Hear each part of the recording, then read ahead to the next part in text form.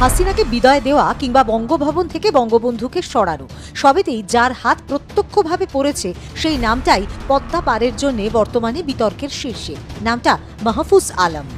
কোটা বিরোধী আন্দোলনের জেরে 5ই অগস্ট দেশ ছাড়েন মুজিব কন্যা শেখ হাসিনা। পোস্টে তিনি লেখেন, আমি মনে করি বাংলাদেশ চালাচ্ছে একটা 28 বছরের ছেলে, তার নাম মাহফুজ আলম। দরকার নেই তাড়াতাড়ি নির্বাচন করবে। যদি বলে যে নির্বাচন দিয়ে দেন, আমরা নির্বাচনের জন্য প্রস্তুত। আবেদন করতেছে রাজনৈতিক দলগুলোর সঙ্গে, আপনারা সংস্কার করার সুযোগ দেন। ওরা সুযোগ না দিলে আমরা আর কি করবো? আমরা নির্বাচন দিয়ে চলে যাবো। আপনারা অনেকে শুনেছেন, অনেকে শোনেন নাই, যে একটা নতুন শক্তি বাংলাদেশের মানুষ চায়। এই শক্তিটা আসলে কিভাবে কাজ করবে? তারা কি কোনো রাজনৈতিক দল কমিটি গঠন করবে? দর্শক, আজকে কালের কণ্ঠে একটা প্রতিবেদন আসছে, সেখানে একটা ডকুমেন্টারি হিসেবে তারা আপনার আরেকটা পত্রিকাকে উদ্ধৃত করে যেটা দেখিয়েছে, ফাইনালি একটা রাজনৈতিক দল কিন্তু আসলে আসতে যাবে। আসসালামু আলাইকুম রহমতুল্লাহ। সবাই কেমন আছেন? আশা করি সবাই অনেক অনেক ভালো এবং সুস্থ আছেন। সবাইকে স্বাগতম জানাচ্ছি আমাদের আরেকটা নতুন ভিডিওতে।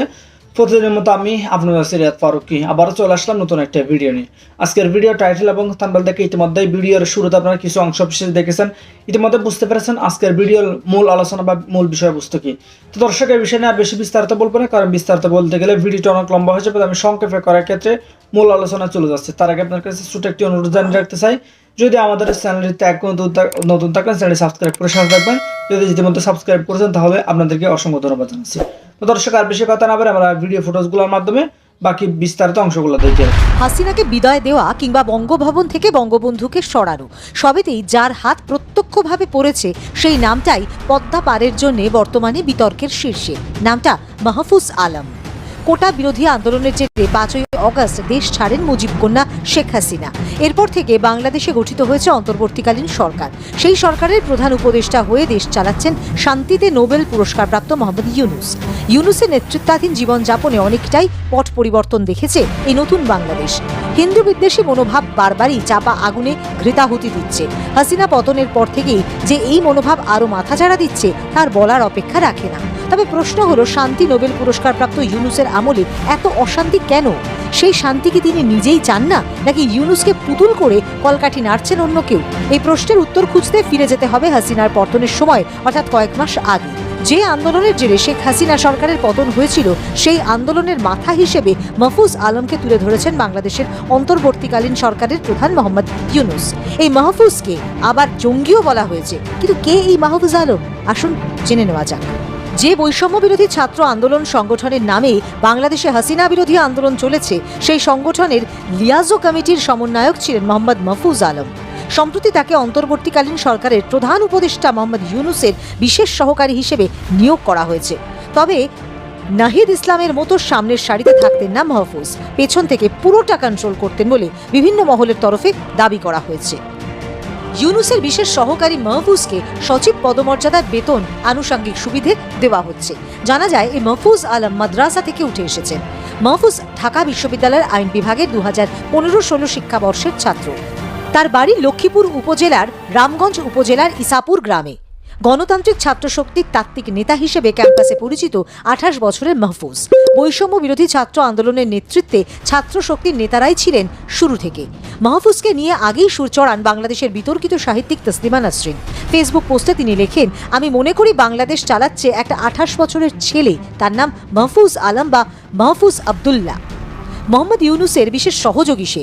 84 বছর বয়সের ইউনুস জরাগ্রস্ত, সুতরাং খুব স্বাভাবিক সে তার বিশেষ সহযোগী ইউনুসের হয়ে প্রধান উপদেষ্টার কাজ করছেন। মাহফুজ আলম বাংলাদেশের ধর্ম নিরপেক্ষ আদর্শে বিশ্বাসী নয়। তিনি ইসলামপন্থী মৌলবাদী হিজবুল তাহরির নামে এক জঙ্গি সংগঠনের সঙ্গেও সে যুক্ত। প্রকাশ্যে যদি মাহফুজের সঙ্গে ওই জঙ্গি সংগঠনের যোগ নেই, তবে এটা তাদের কৌশল। বৈষম্য বিরোধী ছাত্র আন্দোলনে কিন্তু ছাত্ররা নিজেদের শিবির পরিচয় গোপন করে শুধু সাধারণ শিক্ষার্থী পরিচয় সামনে এসেছেন। তারা যে জঙ্গি সংগঠনের সদস্য তা এখন জানাবে না, সম্ভবত একবারই জানাবে তাদের খেলাফত স্বপ্ন সফল করার পর।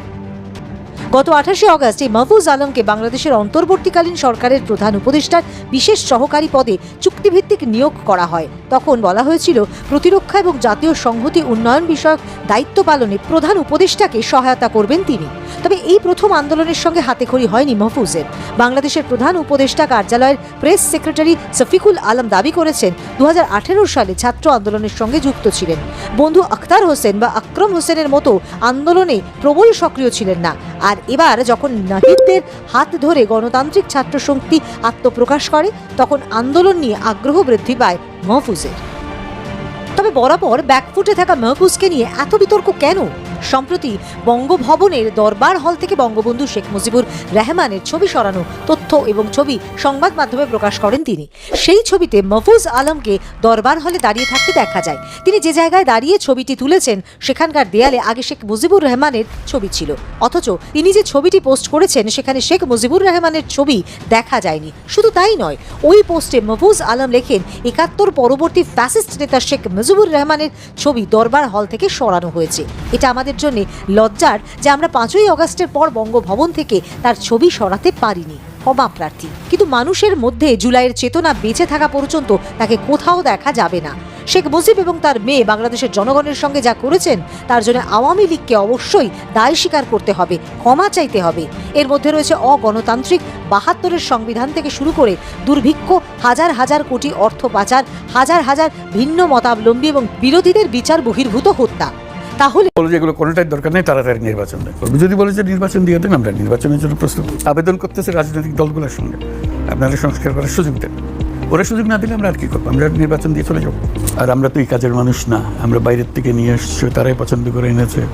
কাজে আমরা যদ্দূর পারি উদ্দূর করি। অর্থনীতি লন্ডভন্ড, ব্যাংকিং সিস্টেম লন্ডভন্ড, ব্যবসা বাণিজ্য লন্ডভন্ড, তাদের নিয়ে আমাদের কাজ করতে হয়। এই উপদেষ্টা মণ্ডলে তারা বলে আজকে আমার ছেড়ে দেন, আমি কি করে চলবো? এই বেতনে আমার ছেলের বেতন দিতে পারতেছি না। আমরা যত তাড়াতাড়ি পারেন এই নির্বাচন দিয়ে দেন, আমরা যাই। আর আমাদের তো সাজানোর তো দরকার নেই, আমরা তো নির্বাচনে কন্টেস্ট করতে যাচ্ছি না যে সুন্দর দেখাইতে হবে আমাদেরকে। আমাদের তো সেই ঠেকা নেই, আমরা যা আছে সেটাই বলি, বরং খারাপ হলে সেটা তাড়াতাড়ি বলি যে ভাই এই খারাপ অবস্থা আমরা পাইছি। এখনো অনেকে প্রশ্ন করছে এরকম আমরা আপনারা আবার কোনো নতুন করে ফ্যাসিবাদ তৈরির দিকে হতে পারে। আমি সেটার জন্য বলছি যে সংস্কারগুলো করে দেন, সংস্কারগুলো হলে আর ওগুলো হবে না। ভাঙা হাটের মধ্যে যা যা করতে হয় সেগুলো জোড়াতালি দিয়ে চলবে। আমরা তার নতুন পুলিশ আনতে পারবো না, এই পুরান পুলিশকেই জোড়াতালি দিয়ে চালাতে হবে, নতুন ব্যুরোক্রেসিকে দিয়ে জোড়াতালি দিয়ে চালাতে হবে। অনেক কম হলেও ও 4 বছর বলছে পার্লামেন্টের বিষয় নিয়ে, এখন এটা ভুলে গেছে নির্বাচন নিয়ে। অবশ্যই নির্বাচন নিয়ে আলোচনা হচ্ছিল নাকি? এবং রাজনৈতিক দল যদি বলে যেগুলো বাদ দেন, নির্বাচনটা দিয়ে দেন, কাজ হয়ে যাবে, আমরা নির্বাচন দিয়ে দেবো। সেই জন্য বলছি আমি তো বলতে পারছি না।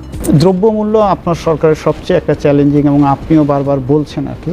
তো একটা রেফারেন্স এমনি আমাদের প্রশ্নর মধ্যেও যে ৭৫-এর পরে যখন পট পরিবর্তন হয় আমরা দেখি খুব ড্রাস্টিক্যালি ইনফ্লেশন ৭৫-এ 15ই আগস্টের আগে প্রায় ৬৫-র কাছাকাছি ছিল, রাতারাতি 15 দিন 20 দিনের মধ্যে সেটা অলমোস্ট নেগেটিভে চলে আসে। আপনাদের সময় অনেকেরই একটা ছিল যে ইনফ্লেশন অনেক কাম ডাউন হবে, কারণ চাঁদাবাজরা চলে গেছে, বা যারা আগে অন্যায় করে বিভিন্ন রেন্ট সেকিং করতো তারা তো সব পালিয়ে গেছে।